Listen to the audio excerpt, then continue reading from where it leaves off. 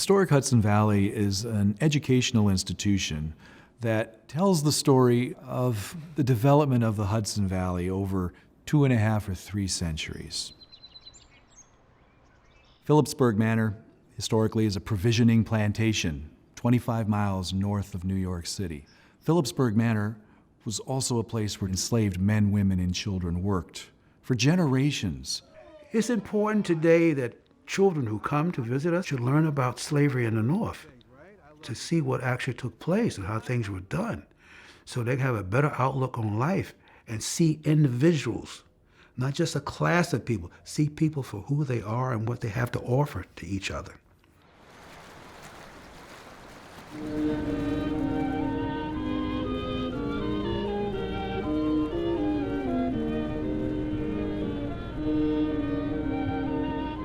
The Mill, the film from 1972, was a real showpiece for a recently restored Philipsburg Manor site. It's a good example of a whitewash story because, in fact, the miller and the people working in the mill were enslaved. Philipsburg Manor's inventory is a document that was written up in 1750 at the death of Adolph Phillips. Page 1 of that inventory lists the 23 enslaved men, women, and children on that property. The museum had to have made a conscious decision not to interpret the story of enslavement at Philipsburg Manor, and rather to interpret a story that negates the presence of these individuals. The visitor that came to Philipsburg Manor heard the story of a wealthy Dutch landowner. The story focused on how he acquired the property, how he built his empire, the luxury goods with which he surrounded himself, and basically how important and prominent this man was. Increasingly in the 1990s and decisively around the year 2000, we decided that we had been telling the wrong story of Philipsburg Manor, and that what we needed to do was jump with both feet into the story of slavery in the colonial North. That was the real story of the site and its inhabitants. When people come to that place now, they get the real truth of the matter.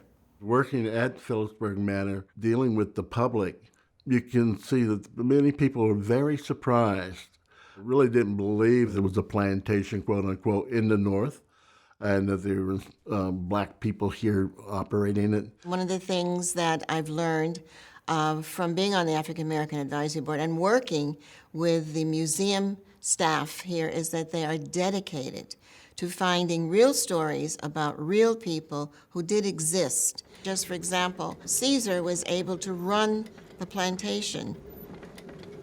We have trained historical interpreters. We work with educators, all of them coming together to tell this story of enslavement in the colonial North. You know what we're going to do this afternoon? I'm going to have you make some flour. Push clockwise this way. Look at the flour coming out of in between the stones. That's cornmeal flour. We know that putting persons in a certain time and place allows them to think differently.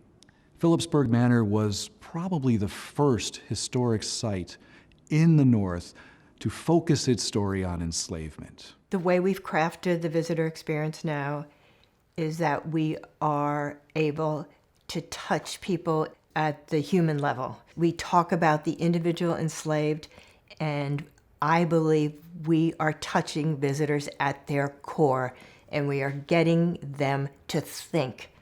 The whole element of Philipsburg Manor coming into its own is a beautiful thing because you have the lessons, you have everything there.